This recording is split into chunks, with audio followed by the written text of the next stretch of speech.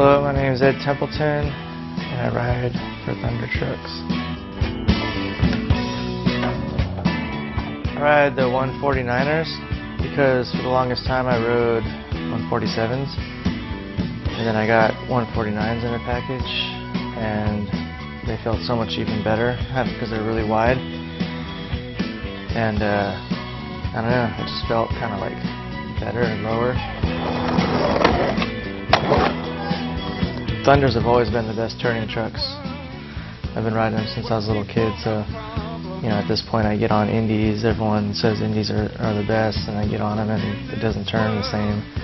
Tunther has the best turning radius, so to me I just ride the best after whatever 25 years of experience, and that's Tunther.